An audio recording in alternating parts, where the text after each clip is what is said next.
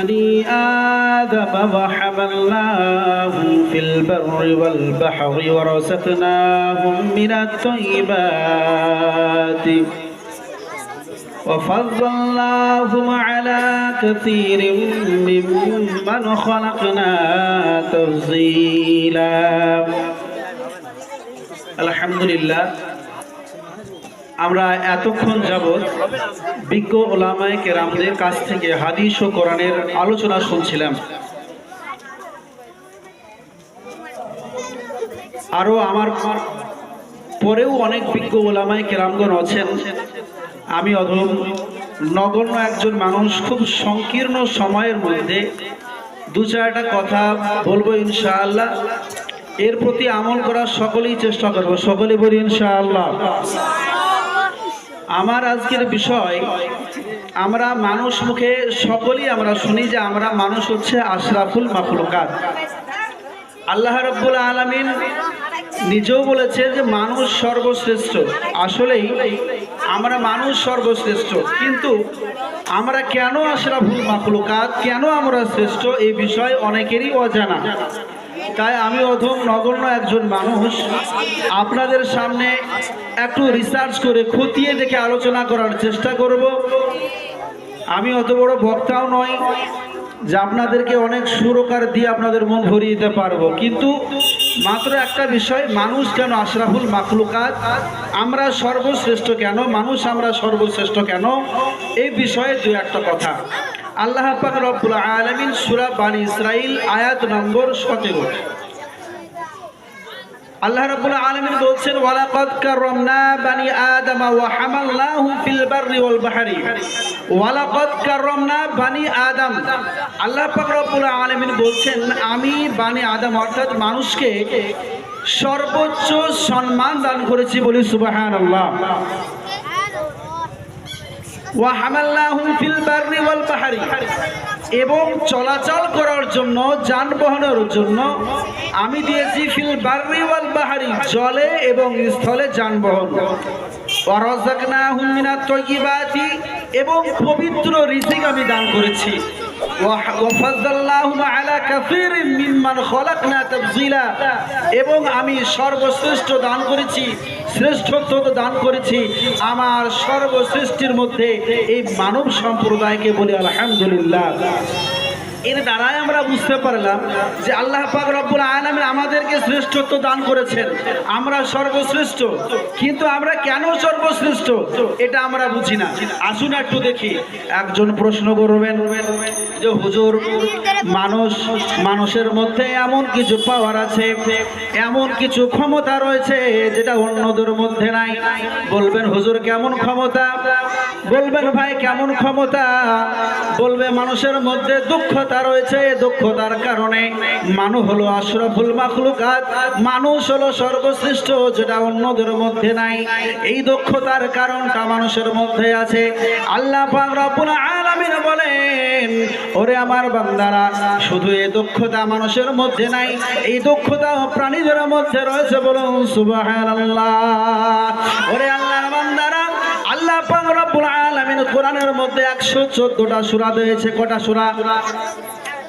কথা না বলি, গল্প করি না, বলে এক কোরআনের মধ্যে কতটা সূরা দিয়েছে? 114টা সূরার মধ্যে 16 নম্বর সূরা আল্লাহ পাক রব্বুল আলামিন সূরাতুন নাহলের মধ্যে বলছেন, ইন্না ফি যালিকুম লাআয়াতিল লিকাওমি ইয়াতাফাক্কারুন। আমি নিশ্চয়ই এর মধ্যে এত নিদর্শন দিয়েছি যারা চিন্তা ফিকির করে, যারা ভাবনা চিন্তা করে, তাদের মধ্যে রয়েছে অনেক চিন্তাশীল, ভাবনাশীল একটা রহস্য। আল্লাহ রাব্বুল আলামিন ওই নাহল শব্দের অর্থ হচ্ছে মৌমাছি। আল্লাহ রাব্বুল আলামিন ওই মৌমাছিকে এত দক্ষতা দিয়েছেন। আশ্চর্যের বিষয় হলো, কোনো মাপকাঠি ছাড়া, কোনো স্কেল ছাড়া, কোনো মাপযন্ত্র ছাড়া ওই মৌমাছি এত সুন্দর করে যে চাক তৈরি করে, ওই চাকের মধ্যে যে ছোট্ট ছোট্ট গোনা গোনা ছোট্ট ছোট্ট যে ঘর তৈরি তৈরি করে। ওই ঘরগুলা হইল 6 কোণা বিশিষ্ট। ওই ঘরগুলা না 5 কোণা হয়, না 4 কোণ হয়, না 3 কোণ হয়, না গোলাকার হয়। আল্লাহ রাব্বুল আলামিন এত দুঃখতা ওই মৌমাছির মধ্যে দিয়েছেন। ও মৌমাছি কোন স্কেল বা কোন মাপ যন্ত্র ছাড়াই ওই ঘরগুলাকে 6 কোণা বিশিষ্ট করেছে। বলুন সুবহানাল্লাহ। আল্লাহ রাব্বুল আলামিন কত দক্ষতা দিয়েছে দেখুন, যাতে করবো এই ছোট ছোট ঘরগুলাই কোনটা বেঁকাও হয় না, টেড়াও হয় না, মধুগুলা সম্পূর্ণভাবে খুব বেশি ভাবে যাতে করে ওই চাকের মধ্যে সংগ্রহ করা যেতে পারে। এর জন্য আল্লাহ রাব্বুল আলামিন তাদের মধ্যে স্পেশাল পাওয়ার দিয়েছেন। বিখ্যাত প্রাণী বিজ্ঞানী ইমাম কাজমানি রাহমাতুল্লাহ আলাইহি তিনার একটা পুস্তকের নাম হলো আজাইবুল মাখলুকাত। ওই আজাইবুল মাখলুকাতের মধ্যে এই ঘটনা তুলে ধরেছেন। বর্তমানে ইঞ্জিনিয়ার প্রাণী বিজ্ঞানী যারা রয়েছেন তারা আশ্চর্য হয়ে যাবেন, কোন স্কেল কোন মাপ যন্ত্র ছাড়া এত সুন্দর করে যে ঘর বানা যায়। তাহলে বলবেন দক্ষতাও মৌমাছির মধ্যে আছে, কিন্তু মানুষের মধ্যে দক্ষতা থাকলেও মৌমাছির মধ্যে দক্ষতা রয়েছে। তাহলে মৌমাছি কেন আশরাফুল মাখলুকাত হলো না? আশরাফুল মাখলুকাত হলো না কেন? ওই গাছের বাবুই পাখি, আমরা গাছের বাবুই পাখিকে দেখেছি তো, কথা বলি, গাছের মাথায় মাথায়, তাল গাছের পাতায় পাতায়, পাতা না মাথায় ছোট্ট ছোট্ট করে ঘর আঁকে, ছোট্ট ছোট্ট করে পাতাকে ছিঁড়ে সুন্দর করে চিরুনির মতো বানিয়ে, সুতোর মতো বানিয়ে ছোট্ট ছোট্ট সুন্দর করে ঘর আঁকে, সুন্দর করে ঘর তৈরি করে। একটা গৃহস্থের বাড়িতে 1 তলা বা 2 তলা ঘর বিশিষ্ট থাকে, ওই রকম একটা বাবুই পাখির বাসার মধ্যেও 1 তলা বা 2 তলা ঘর থাকে। সন্ধ্যা হয়ে যায়, আমরা শুনেছি নাকি ওই ঘরের মধ্যে সন্ধ্যা যখন হয়ে যায় বাবুই পাখি ছোট্ট একটা জোনাকি নিয়ে ওই ঘরের মধ্যে রেখে দেয়, যাতে করে সারা রাত ধরে আলোকিত হয়ে যায়। বলুন সুবহানাল্লাহ। ওই বাবুই পাখির মধ্যে আর মৌমাছির মধ্যে এত দক্ষতা, এত কারিগরতা রয়েছে। যদি আশরাফুল মাখলুকাত এই দক্ষতার কারণে হয়, তাহলে আল্লাহ রাব্বুল আলামিন কেন মৌমাছিকে আর বাবুই পাখিকে আশরাফুল মাখলুকাত করলেন না? বলবে হুজুর ঠিক আছে মানলাম দক্ষতা তো আশরাফুল মাখলুকাত না, তাহলে বোধহয় চিকিৎসা বিজ্ঞান, যা চিকিৎসা বিদ্যা, এই চিকিৎসা বিদ্যা বোধহয় আশরাফুল মাখলুকাতের কারণ। কারণ মানুষের মধ্যে রয়েছে হোমিওপ্যাথি ডাক্তার, মানুষের মধ্যে রয়েছে অ্যালোপ্যাথি ডাক্তার, মানুষের মধ্যে রয়েছে গাইনো ডাক্তার, মানুষের মধ্যে রয়েছে ডায়াগনিস্ট, মানুষের মধ্যে রয়েছে আয়ুর্বেদিক, মানুষের মধ্যে রয়েছে কবিরাজ, কিন্তু শিয়াল মামা কিন্তু আয়ুর্বেদিক না। শিয়ালের মধ্যে আয়ুর্বেদিক নাই, হাতির মধ্যে হোমিওপ্যাথি নাই। এইরকম করে পশুর মধ্যে কোনো বিজ্ঞান পাওয়া যাবে না, কোনো ডাক্তার পাওয়া যাবে না, কোনো প্রফেসর পাওয়া যাবে না। তাহলে কি চিকিৎসা বিজ্ঞান মানুষের মধ্যে রয়েছে, আর মানুষের মধ্যে চিকিৎসা বিদ্যা থাকার কারণে হলো আশরাফুল মাখলুকাত।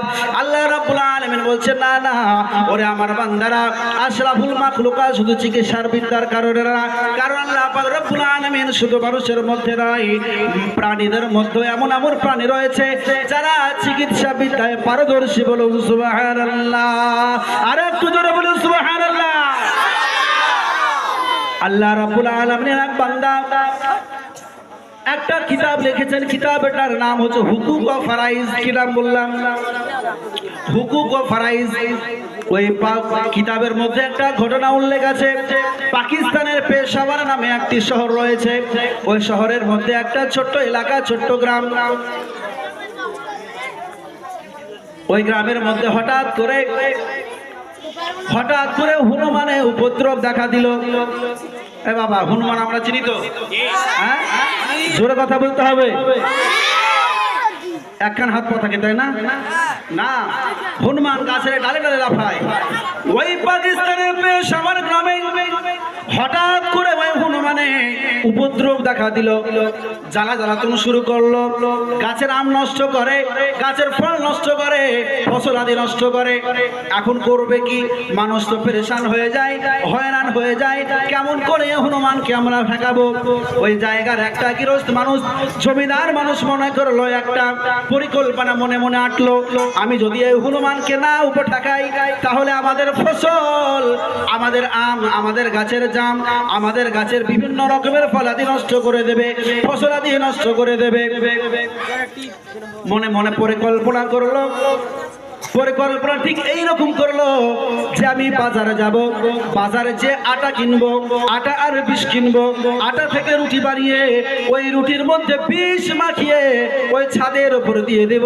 আর ছাদের উপরে দেওয়ার পরে যখন ওই হনুমান গুলা খাবে আর হনুমান গুলা সঙ্গে সঙ্গে পটল তুলে দেবে। কি তুলবে? মারা যাবে, বুঝলেন? একটু আর কি করে পটল বলছি, কিন্তু ওগুলা কি হবে? মারা যাবে। কারণ ওই রুটির মধ্যে যখন আপনার বিষ মাখানো থাকবে আর বিষ মাখানো রুটি যখন ওই হনুমান গুলা খাবে তখন ওই হনুমান গুলা আর জিন্দা থাকবে না, কি হবে? মারা যাবে। হনুমান গুলা মারা যাবে। ওই গৃহস্থ মানুষ মনে মনে পরিকল্পনা করার পরে বাস্তবায়ন করেছে, বাজার থেকে রুটি এবং বিষ কিনে এনে রুটি তৈরি করে রুটির উপর বিষ মাখিয়ে দিয়ে ছাদের উপর দিয়ে দিয়েছে। ওই জমিদার ছেলে গুটার দাঁড়িয়ে, অর্থাৎ সিঁড়ি ঘরে দাঁড়িয়ে ওই একটা একটা করে দেখছে যে যে হনুমান গুলার জন্য আমি রুটি তৈরি করেছি, যে বিষ মাখিয়েছি, খাই কিনা আর খেয়ে কেমন করে মরে, এই হনুমানের বাচ্চাকে আমি দেখবি। সঙ্গে সঙ্গে বিষ মাখিয়ে ছাদের উপর দিয়ে দিয়েছে। একটু পর দেখে যে হনুমান গুলা সবাই চলে এসেছে। কোথায়? ওই ছাদের উপরে। ছাদের উপর আসার পরে দেখছে যে হনুমান গুলা গোল হয়ে এক জায়গায় বসে আপসের মধ্যে কি বলা বলি করছে। রুটিগুলা নিয়ে আপসের মধ্যে কিছু বলছে ফিস ফিস করে, তাদের ভাষায়, তারা যা বলে ভাষা। ওই জমিদার মানুষ সিঁড়ি ঘর থেকে দাঁড়িয়ে সব দেখছে হনুমান গুলা সেখান থেকে লাফিয়ে লাফিয়ে জঙ্গলের দিকে চলে গেল। জঙ্গলে যাওয়ার পরে কিছুক্ষণ পর আবার ব্যাক করেছে হনুমান গুলা। তাদের হাতে একটা করে ডাল আর ডালের সঙ্গে কিছু পাতা লেগে আছে। হনুমান গুলা ওই ছাদের উপর আসার পর দেখে রুটি এখনো পড়ে রয়েছে। রুটির সঙ্গে একটা করে রুটি আর একটা দুটো করে পাতা একসঙ্গে চিবাতে শুরু করে। মানে একটা করে রুটি আর ওই গাছের যে পাতাগুলো আছে ওই পাতাগুলা, এক হাতে পাতা আর এক হাতে রুটি, দুটো একসঙ্গে খাচ্ছে। একটা রুটি, একবার রুটি একবার পাতা, একবার রুটি একবার পাতা। খেয়ে আপনার পরে হাত মুছে চলে গেল, কিছুই হলো না। বোঝা গেল কি ঘটনার দ্বারাই? যে মানুষ যদি ওই চিকিৎসা বিদ্যায় শুধুমাত্র পারদর্শী হতো তাহলে ওই হনুমান আশরাফুল মাখলুকাত হয়ে যেত। আমরা অনেকেই শুনেছি সাপ বীজের লড়াই, বীজি যখন সাপকে হত্যা করে ওই বিষ লেগে যাওয়ার কারণে এই ভয়ে ওই বীজি নাকি সঙ্গে সঙ্গে মানে একটা গাছ খেয়ে নেয় যাতে করে বিষ না লাগে। তাহলে চিকিৎসা বিদ্যা শুধু মানুষের কাছে নাই, চিকিৎসা বিদ্যা প্রাণীদের কাছে আছে। তাহলে এই চিকিৎসা বিদ্যার কারণে আশরাফুল মাখলুকাত নয়, অন্য কারণ। কি কারণ? বিজ্ঞ ওলামায়ে কেরামরা বলেছেন আশরাফুল মাখলুকাত হওয়ার কারণে একটা কারণ, মানুষের কাছে স্পেশাল পাওয়ার রয়েছে। ওই স্পেশাল পাওয়ার হলো বিবেক। মানুষের কাছে যে পাওয়ার আছে বিবেক, বুদ্ধি, আর বিবেকের বরকতের কারণে মানুষের কাছে আছে ঈমান, আর ঈমানের কারণে মানুষ হলো আশরাফুল মাখলুকাত। বলি সুবহানাল্লাহ। মানুষ হলো ঈমানের কারণে আশরাফুল মাখলুকাত। একটা মানুষের যদি ঈমান না থাকে ওর সব বেকার। হাদিসের মধ্যে আছে মুসলিম শরীফের 406 নম্বর হাদিস, আল্লাহর নবীর স্ত্রী আম্মা জান হযরত আয়েশা সিদ্দিকা রাদিয়াল্লাহু তাআলা আনহা বলছেন, ইয়া রাসূলুল্লাহ, ইয়া হাবিবাল্লাহ, জাহিলু যুগের একজন মানুষ যার নাম হলো ইবনে জুদআন। একটা মানুষের নাম ইবনে জুদআন, ইবনে জুদআন। এই ইবনে জুদআন মানুষটা আল্লাহর নবীকে বলছেন তার স্ত্রী যে ইবনে জুদআন, এই মানুষটা ভালো কাজ করতেন, এই মানুষটা আত্মীয়দের খাওয়াতেন, এই মানুষটা আত্মীয়তার সম্পর্ক অটুট রাখতেন, মানুষদেরকে খাওয়াতেন, গরিব মিসকিনদের ভালোবাসতেন। তাহলে কি ওই মানুষটা সওয়াব পাবে? বললেন না। কেন? তার মধ্যে ঈমান নাই।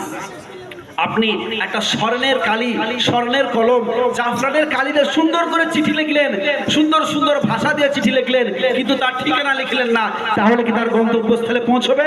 জোরে বলো। গন্তব্যস্থলে পৌঁছবে না। ওই রকম ঈমান এমন একটা পাওয়ার, আপনি যতই যা করেন ঈমান যদি না থাকে আপনার কোনো কাজ, কোনো আমল কবুল হবে না। এক নম্বর। দুই নম্বর কাজ হলো ইলমে ইলাহি। শেষ, আমার আর কয়েক মিনিট আমার বক্তব্য ইনশাআল্লাহ শেষ করে দেব, সংকীর্ণ সময়। মানুষের যে আশরাফুল মাখলুকাত হওয়ার কারণ ইলম। ইমান। আর ইমানের মধ্যে আরেকটা বিষয়, সেটা হচ্ছে ইলমে ইলাহি। ইলমে ইলাহি মানে কি? ইলম হচ্ছে শিক্ষা। শিক্ষা যদি আমাদের মধ্যে না থাকে তাহলে আমরা আশরাফুল মাখলুকাত হতে পারবো না। মানুষের মতো মানুষ হলে মানুষের কাছে যেতে হবে, জন্মিলে মানুষ হয় না। মানুষ হতে হলে ইলমে জ্ঞান দরকার, ইলমে ইলাহি দরকার। জ্ঞান নাই সে ব্যক্তি পশুর মতো। আর জ্ঞান পাওয়া যায় শিক্ষার কারণে, আর শিক্ষা পাওয়া যায় শিক্ষকের কাছে। ছোট একটা কথা বলে ইনশাআল্লাহ আমার বক্তব্য শেষ করব, যে জননীর জনক হলো জননী হলো জন্মদাতা, আর শিক্ষক হলো শিক্ষাদাতা। জননীর জঠর থেকে যদি জন্মগ্রহণ করার পরে সূর্যলোকে তার বাহ্যিকভাবে জীবন আলোকিত হয়, কিন্তু একটা শিক্ষক তার আন্তরিকভাবে তার ভিতর থেকে তার জীবনকে আলোকময় করে তোলে। শিক্ষকের কতটা গুরুত্ব একটা ছোট্ট ঘটনা বলে শেষ করে দেওয়ার বক্তব্য ইনশাআল্লাহ। হযরত আলী রাদিয়াল্লাহু তাআলা আনহুর কাছে একজন ভিক্ষুকের স্ত্রী এসে বলছেন, ওগো আলী, আমি তোমার উস্তাদের শিক্ষক বলছি। তোমার শিক্ষক আমার উস্তাদ, আমার স্বামী একজন ভিক্ষুক ছিল, আমার স্বামী মারা গেছে, মারা যাওয়ার আগে ওসিয়ত করে গেছে আমি যেন হযরত আলী রাদিয়াল্লাহু তাআলা আনহুর কাছে শিক্ষকের প্রাপ্যটা বুঝে নিই। একটু ভালো করে শুনি, শিক্ষকের যত কতটা গুরুত্ব আর প্রাপ্য কি দেওয়া যায়, এই বিষয়ে হাদিসটা। তো আলী রাদিয়াল্লাহু তাআলা আনহুকে এসে ভিক্ষুকের স্ত্রী বলছেন যে আমার স্বামী আপনার শিক্ষক ছিল, এর প্রাপ্যটা আমাকে বুঝিয়ে দিতে হবে, আমি খুব কষ্টের মধ্যে জীবন যাপন করছি। আলী রাদিয়াল্লাহু তাআলা আনহু দেখছেন যে আমি বাস্তবিত ইনার স্ত্রী, ইনার যে স্বামী ছিল, মেয়ের যে স্বামী, ওই মেয়ের স্বামী আমার কোরআন শুধরিয়ে দিয়েছিল, অথচ মানে আমার একটা শিক্ষক হচ্ছে, আমি তার প্রাপ্য কি দিব বুঝে উঠতে পারছে না। আল্লাহ রাব্বুল আলামিনের দরবারে, আল্লাহ রাব্বুল আলামিনের নবীর দরবারে হযরত আলী রাদিয়াল্লাহু তাআলা আনহু চলে গেলেন। আলী রাদিয়াল্লাহু তাআলা আনহু বলছেন, ইয়া রাসূলুল্লাহ, ইয়া হাবিবাল্লাহ, নবী গো, আমার একজন শিক্ষক ভিক্ষুক ছিল, আর সে ভিক্ষুকটা আমার কোরআন শুধরিয়ে দিয়েছিল, বরং আমার শিক্ষক ছিল, আমি ওই শিক্ষকের কি প্রাপ্য দিব বলুন। আল্লাহর নবী বললেন, একটা ধনুক নাও, একটা তীর নাও, আর সে তীরটা আসমানের দিকে ছুড়ে দাও। হযরত আলী রাদিয়াল্লাহু তাআলা আনহু একটা ধনুক নিলেন, একটা তীর নিলেন, ওই তীরটা নেওয়ার পর আসমানের দিকে ছুড়ে দিলেন। আসমানের দিকে ছুড়ে দেওয়ার পর কিছুক্ষণ পর আসমান থেকে তীরটা একটু পরে জমিনে এসে পড়ে। আলী রাদিয়াল্লাহু তাআলা আনহু বলছেন, ইয়া রাসূলুল্লাহ, ইয়া হাবিবাল্লাহ, নবী গো, আমি তো কিছুই বুঝতে পারলাম না, একটা তীর আসমানের দিকে ছুড়ে দিলাম, একটা তীর আসমানের দিকে ছুড়ে দিলাম, আর সে তীরটা নিচের দিকে চলে আসলো, আমি তো মানে বুঝতে পারলাম না। আল্লাহর নবী বললেন, ওগো আলী, ওই আসমানের দিকে যে তীরটা গেল, ওই তীরটা যাওয়ার পর জমি থেকে আসমান পর্যন্ত যতটা শূন্য স্থান থাকলো, একটা শিক্ষকের মর্যাদা যদি তোমাকে দিতে হয়, তাহলে জমিন থেকে ওই তীর পর্যন্ত তোমাকে সম্পদ একাট্টা করতে হবে, তোমাকে সম্পদ একত্রিত করতে হবে। একত্রিত করার পরে তোমাকে এতটা সম্পদ ওই শিক্ষকের প্রাপ্য হিসাবে দিতে হবে। বলুন সুবহানাল্লাহ। এতটা সম্পদ দিতে হবে, আর এতটা দেওয়া সম্পদ অসম্ভব। শুধু বোঝাতে চেয়েছেন শিক্ষকের আপনার মর্যাদা, শিক্ষকের প্রাপ্য অঢেল, যেটা আমরা মানুষ কোনোদিন শেষ করতে পারবো না। আমার বিষয় ছিল মানুষ কেন আশরাফুল মাখলুকাত। আশা করি এই মাত্র কয়েক মিনিটের আলোচনা আপনারা বুঝতে পেরেছেন যে মানুষ কেন আশরাফুল মাখলুকাত।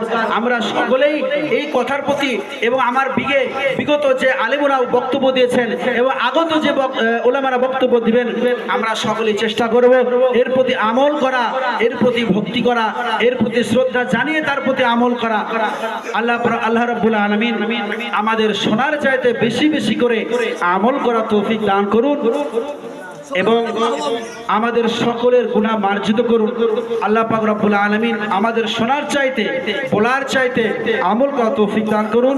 বলার মধ্যে, ভাষার মধ্যে ভুল ত্রুটি হয়ে থাকলে ছোট ছেলে, ছোট ভাই হিসাবে ক্ষমার দৃষ্টিতে দেখবেন, এই আশা রেখে আমার বক্তব্য এখানেই সমাপ্তি ঘটাচ্ছি। ওয়া আখিরি দাওয়ানা আলহামদুলিল্লাহি রাব্বিল আলামিন।